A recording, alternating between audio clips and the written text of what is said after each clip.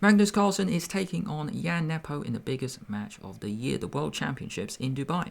Why should you watch this video? There's a funny symmetry early on with the bishops. Magnus Carlsen spends a gigantic 40 minutes on one move. And you should watch this because Nepo falls for a tactic and it eventually costs him the game.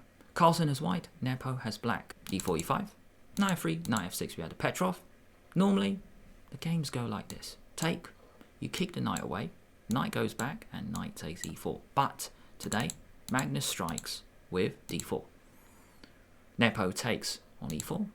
Before capturing the central pawn, Magnus attacks the knight with bishop d3. Nepo defends it with d5 and then he captures. So what do we have here? Both sides have two knights in the center. White's knight is very strong. Nepo chooses to attack it with knight d7. A few options here. You can take the knight. You can retreat. Knight can come out to c3. You can even castle, leave the knight. Today, Carlsen goes for the capture. Take, and now knight d2. Very strange. It's already move 7, and we get this situation.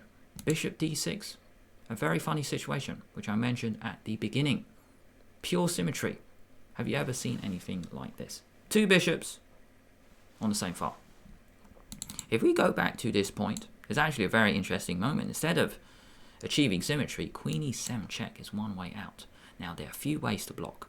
Queen e2. I'm really glad this didn't happen because there would have been no point making this review if queens come off like this. After queen e7 check, maybe Carlsen would have gone king f1 and unravel like this. Black can castle. White can unravel. He's got his king on f1, so he might have to play h4, g3, king g2, and get his king in the game, get the rook in the game later. Another way to play.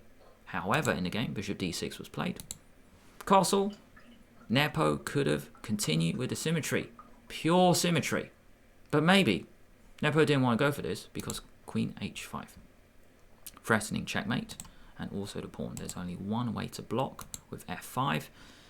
You got to be careful every time you push your f pawn. Bishop g5, the queen can come back. Attacking c6, defend it, and rook e1, attack the queen. The bishop might come back to f4, something like this. And maybe white's a little bit better because he's going to get control of the e5 square. It would be ideal if this pawn was back on f6, also controlling e5. So it's just a tiny, tiny difference. After castle, Nepo played h5, and it's very, very interesting already. This sent Carlsen into a 40-minute think, which was one reason I mentioned to keep watching at the beginning. Carlsen now played a very strange move, but before we look at the move he played, let's look at a couple of interesting options. You can throw in a check, but we're going to look at c4 first. Queen h4 might have been what Carlsen can work out. You're threatening mate, you hit the queen, but then it takes on d4. Now you go bishop c3. Central tension, you're going to take on d5 or on g7. Maybe you play a move like queen g4, offering a trade. Accept the trade, take the pawn, and the game continues. It's just level. This is just one way to continue. Now if we go back to this, instead of c4, you could throw in a check, and then go c4. If black played in a passive way, maybe c6, you could throw in a check, and then queen b3, attacking both d5 and b7. Just another way to play. However, in the game, it is amazing. Here's a chance. Pause the video. Can you find what Carlsen played? And I'm going to give you a clue. It's about finding a way to trade this bishop off in two moves. Can you guys see it?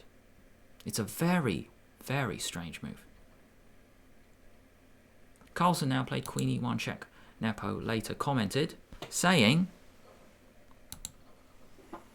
queen e1 check was a brilliant practical decision to offer a draw silently. Amazing. Queen e1 check, it just looks so weird, and listening to the commentary team on Chess24 with Judith Polgar and Anish Giri, both of them didn't see it as well. Queen e1 check. Now queen e7 is possible to block, but Nepo today was being a bit ambitious. He went for king f8. Going for this trade now by Carlsen, that was the point. Because this bishop was very aggressive with this mating idea, so Carlsen finds this really cool way to trade. Bishop b4 played, queen e7, and I'm really glad this didn't happen. Take, or else I would not be going through this game. Thank goodness. Just because you can trade queens doesn't mean you have to. Carlsen takes the bishop, and now goes queen d2. The position is a little bit better for white, because this bishop is better than black's. White's king is safer, and this rook might find it hard to get into the game. Rook e8 played, rook e1, rook h6, finding a way in, and queen g5. Very good move. Stopping this rook moving, because you drop the pawn. Not only that, you are attacking d5 as well. That's why Nepo now plays c6. Rooks come off, rook e1. Why is better? Let's look at every arrow. So first up, this bishop is better than this, stopping the king come out. This rook controls the entire e file, is better than this rook, which only controls the 6th rank. And then this queen is better than that queen. Keeping an eye on the h5 pawn. When your opponent's piece is better than yours, you offer a trade. And that's exactly what Nepo does with queen f6. Thank goodness this did not happen. The game would peter out to a draw, thank goodness. Another moment where black offers a queen trade, and it was rejected, because you keep the game going. All your pieces are better. Queen e3. Queen and rook on the e file. Bishop d7. Every dark square is controlled. Nothing to worry about for black. h3. h4. Let's look at the symmetry on the queen side. 4 pawns each. Time to break the symmetry. Why not? The king is weak, but also trying to create something. There's this coordination, a little bit, among the black forces. c4, break open the center. Take, take. And now b5 is a blunder. A losing move by Nepo. This was one reason I mentioned in the intro to keep watching. b5, and Nepo is losing. After c4, if you don't take, I might take.